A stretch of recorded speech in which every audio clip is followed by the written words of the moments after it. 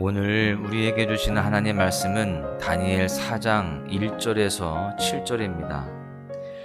느부갓네살 왕은 천하에 거주하는 모든 백성들과 나라들과 각 언어를 말하는 자들에게 조서를 내리노라. 원하노니 너희에게 큰 평강이 있을지어다.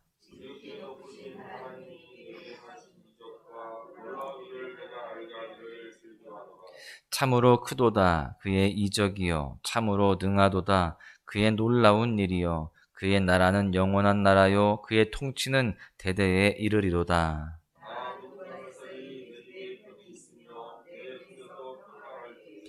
한 꿈을 꾸고 그로 말미암아 두려워하였으니 곧 내 침상에서 생각하는 것과 머릿속으로 받은 환상으로 말미암아 번민하여 썼노라.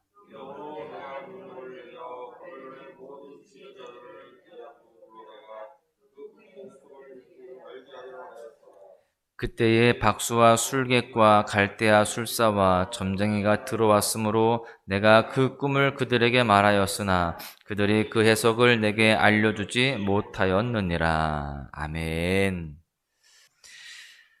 사람은 쉽게 변하지 않는다라는 말이 있죠. 무슨 뜻입니까?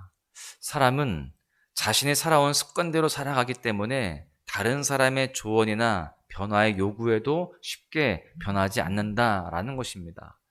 그래서 우리는 사람은 잘 안 변해. 사람은 고쳐 쓰는 게 아니야 라고 말하면서 사람이 쉽게 변하지 않음을 이야기합니다. 특별히 어떤 사람이 더 잘 변하지 않을까요? 세상에서 성공하고 권력을 가진 사람일수록 변하지 않을 확률이 높습니다. 왜냐하면 자신이 변하지 않아도 주변에서 알아서 그 사람에게 맞춰주고 변화하기 때문이죠. 그래서 성공하고 권력이 커질수록 알아서 자신에게 맞춰주는 사람들로 인하여서 오히려 자신의 생각을 더 견고히 하고 변하지 않는 모습을 보게 됩니다. 그런데요, 사실은 역설적으로 사람은 쉽게 변하지 않기 때문에 더욱더 변화하고 싶어 한다라는 사실도 드러냅니다. 사람들은 지금보다 더 좋은 모습으로, 더 멋진 모습으로 바뀌기를 원합니다. 그래서 자신의 외모도 바꾸고 마음도 다스리고 선행을 하면서 좋은 모습으로 변화하려고 한다는 것입니다. 그런데 작심삼일이라는 말처럼 자신이 원하는 대로 변하는 것은 쉽지가 않습니다. 그런데요, 이렇게 쉽게 변하지 않는 사람이 변할 수 있는 방법이 있습니다. 특별히 이 세상에서뿐만이 아니라 신앙 안에서 사람은 변할 수 있습니다. 어떻게 변화될 수 있을까요? 바로 하나님을 만날 때 변화될 수 있는 것입니다. 진정으로 하나님을 만나게 되면 우리는 변화된다라는 것이죠. 여러분, 그렇다면 여러분은 하나님 앞에서 변화되고 싶으신 것이 있으십니까? 하나님 앞에서 무엇이 변화되기를 원하십니까? 바라기는 오늘 말씀을 통해서 우리 삶이 변화되지 않던 모든 것들이 하나님으로 인하여서 변화되는 은혜를 누리시기를 간절히 소망합니다.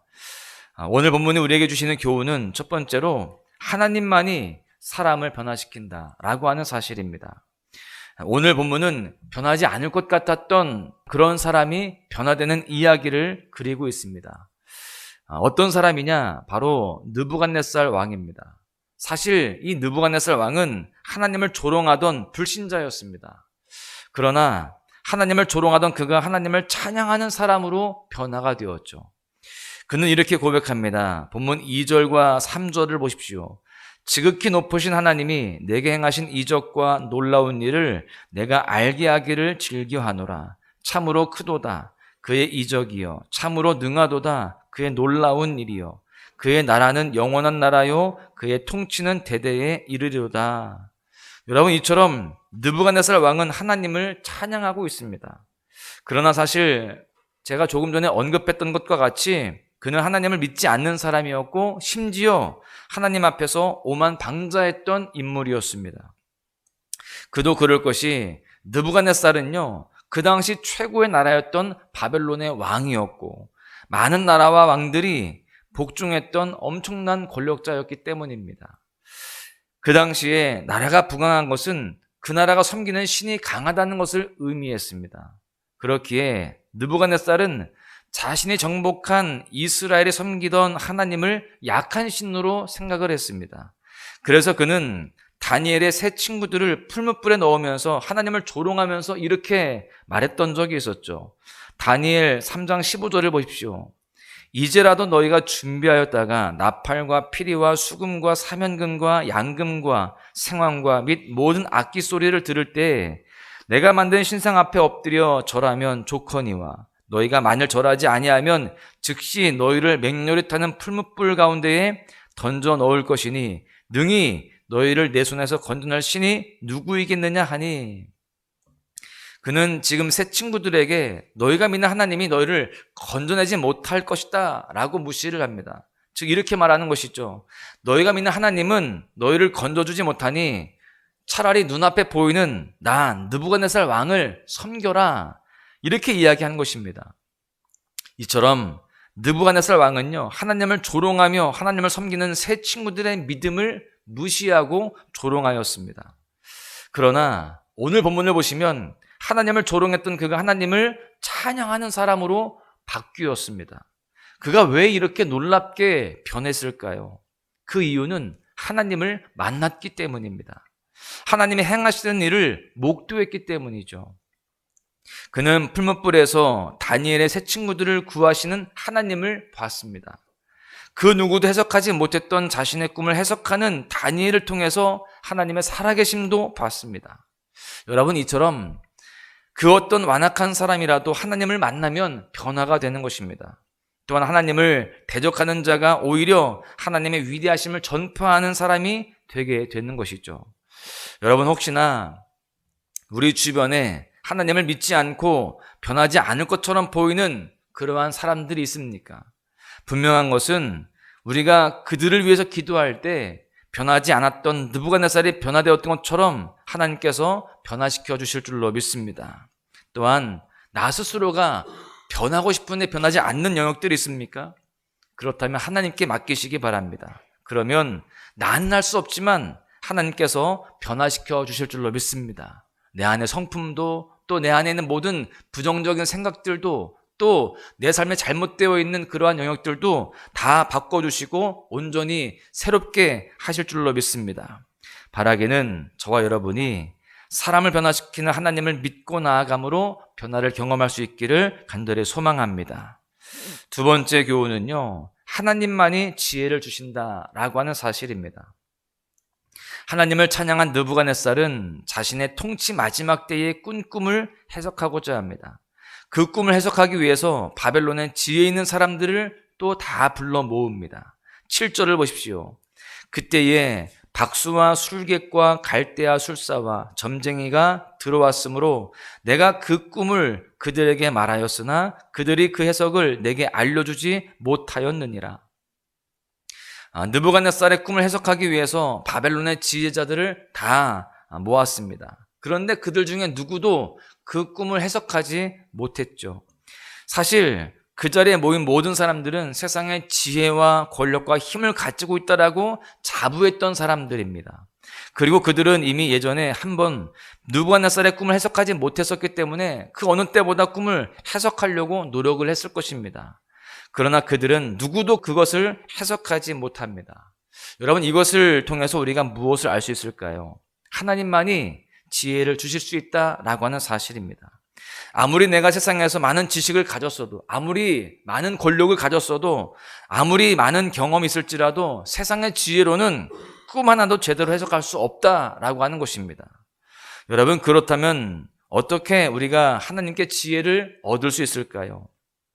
그 방법은요, 내 힘으로 할 수 없다는 것을 깨닫고 하나님을 의지하고 경외하는 것입니다. 잠언 9장 10절은 이렇게 기록합니다. 여호와를 경외하는 것이 지혜의 근본이요 거룩하신 자를 아는 것이 명철이니라. 여러분, 이처럼 어떤 문제가 있을 때에 나의 한계를 인정하고 하나님 앞에 엎드려서 하나님을 경외함으로 하나님을 의지하는 사람이 바로 지혜로운 사람임을 우리는 분명히 알아야 됩니다. 여러분, 하나님의 어리석음이 사람의 그 모든 지혜보다 더 지혜롭습니다. 고린도전서 1장 25절에 보십시오. 하나님의 어리석음이 사람보다 지혜롭고 하나님의 약하심이 사람보다 강하니라. 여러분, 우리는 이 사실을 분명히 믿어야 되는 것이죠. 그래서 가장 큰 지혜가, 가장 큰 능력이 하나님께 있음을 믿고 그 하나님께 나아가야 되는 것입니다. 그런데 가끔 우리는요, 내 힘이 아닌 하나님을 의지하며 살아가는 것이 미련하다라고 생각이 들 때가 있습니다. 왜 그럴까요? 이 세상은 하나님을 따르는 삶이 미련한 것이다 라고 말하기 때문입니다. 예수님을 따라서 십자가를 지는 삶, 또 그 주님을 따라서 우리가 다른 사람들 앞에서 내가 가진 것을 포기하고 또 내가 가진 것을 내어주는 그러한 삶에 대해서 미련하다라고 그렇게 이야기하는 것이죠. 그러나 분명한 것은 그들이 미련하다라고 하는 그 십자가가 우리에게는 가장 큰 능력이자 지혜가 된다라고 하는 사실입니다. 고린도전서 1장 18절은 이렇게 말씀합니다. 십자가의 도가 멸망하는 자들에게는 미련한 것이요 구원을 받은 우리에게는 하나님의 능력이라. 여러분, 십자가를 지고 가는 그 삶이 미련해 보인다 할지라도 묵묵히 걸어가시기를 바랍니다. 우리가 이렇게 믿음의 길을 걸어가는 것, 주님 앞에 기도하며 살아가는 그러한 모습, 말씀을 묵상하며 늘 말씀 따라 살아가는 그 모습이 세상에 볼 때는 미련해 보인다 할지라도 하나님이 보실 때 가장 지혜로운 것이고 우리의 삶에 가장 큰 능력이 되는 줄로 믿습니다. 말씀을 정리하는데요, 하나님을 만나면 변화가 됩니다. 또 하나님만이 지혜를 주십니다. 하나님을 만난 사울은 바울이 되었고요, 하나님을 만난 야곱은 이스라엘이 되었습니다. 요셉은 하나님이 주신 지혜로 꿈을 꾸며 살아갔고요, 다니엘은 하나님이 주신 지혜로 꿈을 해석하며 비전의 사람으로 살아갔습니다. 사랑하는 소망가족 여러분, 여러분 주변에 변해야 하는 문제들이 있을 것입니다. 바라기는 그 모든 문제가 하나님을 만남으로 변화되어지기를 축복합니다. 또한 여러분의 삶에 해석되지 않은 문제가 있다라고 한다면 하나님이 주시는 지혜로 다 해석되어지고 또 그로 말미암아 하나님의 은혜 가운데에 해결되어져 가는 은혜를 누리시기를 바랍니다. 오늘 하루도요, 변화시키시고 지혜를 주신 하나님의 은혜로 말미암아 여러분의 삶의 모든 문제가 변화되어지고 해석되어지는 귀한 은총이 넘치시기를 주님의 이름으로 간절히 축원합니다. 빛나는 왕의 왕, 영광의 주님, 온 땅 기뻐하라, 온 땅 기뻐하라. 광채의 옷 입고 어두움 물리쳐 저 원수는 떠내, 저 원수는 떠내. 위대하신 주 찬양의 위대하신 주 모두 알게 되리라. 위대하신 주